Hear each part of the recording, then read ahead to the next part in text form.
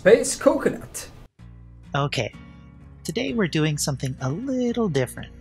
Everyone's talking about the dev stream that I missed due to work, and it was definitely a surprise to me. I guess the king wasn't too far off. That's what I get for thinking there was no way they'd go the way of the Black Plague. Sorry for doubting you, king. Anyway, after watching it, I noticed a few things, and I thought I'd share them with you in video form. Here are 5, maybe 6, things you might have missed in the Plague reveal stream today. And so the first thing is the timer on the survivor icons. This one is hooked, and it doesn't look like the timer goes down during this time. And if it works like the pig's trap, we can assume that it doesn't tick when they're on the ground either. It immediately resumes when they're unhooked, and stops again when they're cleansing the sickness. It does look like cleansing the sickness also heals the survivor. We don't know what debuffs the survivors get, or the buff the plague gets, so it's still up in the air on whether or not the power is good. It looks interesting, but I'm probably going to have a hard time with the vomiting, coughing, and heaving sounds that they might have implemented in the game. Is infectious fright. The cries of the unfaithful make your heart leap. Any survivors that are within the killer's terror radius, while another survivor is put into the dying state by basic attack, will yell and reveal their current location to the killer for a few seconds. I'm planning perk studies for the Plague's perks. I'll say that 5 times fast. So I won't talk about strategies or faults with the perks right now, because they're not finalized anyway. But here's something you might have missed, and it might give you a big hint as to a great combo I'm thinking of with this perk. In this clip, we see Meg working on a gen, and someone gets hooked in the distance. But as soon as they are, Meg screams. It looks like Infectious Fright will trigger on survivors within your terror radius when hooking survivors as well as downing them. Think about that for a second. I'm surprised that they didn't show this more clearly when talking about her power, but I suppose they wanted to highlight the graphical effects for the most part. It looks like aiming her power is going to be a slight guessing game at the start. Will take some getting used to.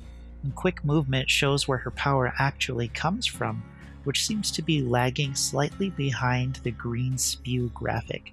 I'm imagining that this will be like trying to spray someone with a hose while they're running.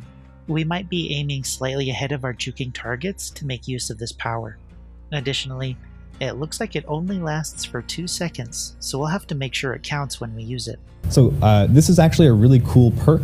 You essentially put your terror radius on the obsession for a few seconds when you hit them. So as killer, you don't have the terror radius anymore. That's right. That's it. It is transferred. The obsession is now carrying your terror radius for a few seconds. Dark Devotion is probably the most interesting perk for me.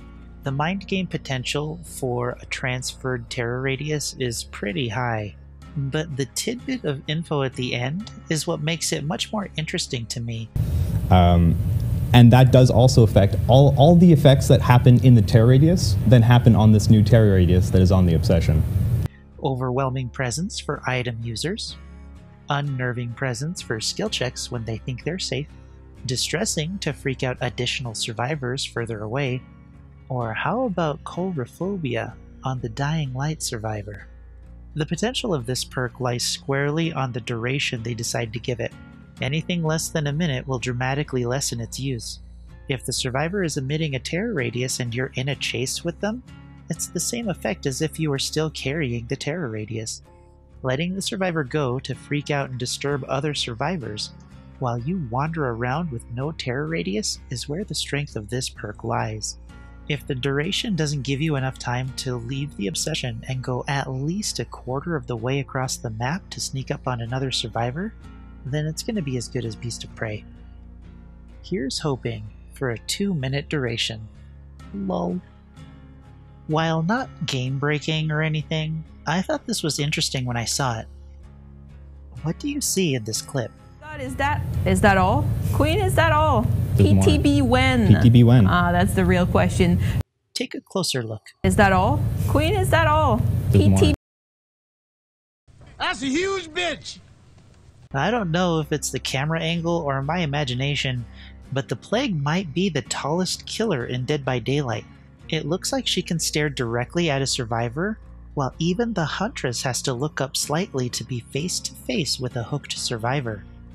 I really like that she might be this incredibly tall, although it might make her visible over some walls that hide the other killers. We'll have to see. And as I'm editing this, I just noticed, is that outfit in the game already? It kind of looks like a man bun Jake, but I don't recognize the outfit. I don't play Survivor nearly enough, so let me know. That's it for the little list, but even out of all of them, the one thing I'm most excited for is a little nugget of information at the end. And something about totems as well. That's included in the patch. What is it, Precious? What is it? I'm more excited and nervous to hear about what they've done with the totems than anything they've revealed about the plague so far. I hope it's good. Please, please let it be good. If you're new to the channel and you enjoyed this list, consider helping the channel grow and subscribing. I make a new video every day and would love to have you join the Coconauts. For those of you not new to the channel, I've created some badges for a YouTube membership thing that I have access to, and my Twitch channel for when I start streaming in the future. You should totally follow me. But after showing my fiance these gemstone coconuts, she suggested that I put them up on the store. Let me know if you're interested in these and the kind of shirt or product you might want to see them on, and I'll put the most popular suggestions or requested ones up in the store after making them a little more interesting than just a plain gemstone coconut. Also, this is what I have for the Huntress so far. I'm not totally happy with it, and I'm still drawing up ideas. I'm thinking about making the left side of the axe a tree, similar to the chapter logo. But anyway, that's all for today, so let me know what you thought of today's video. I love hearing from you guys.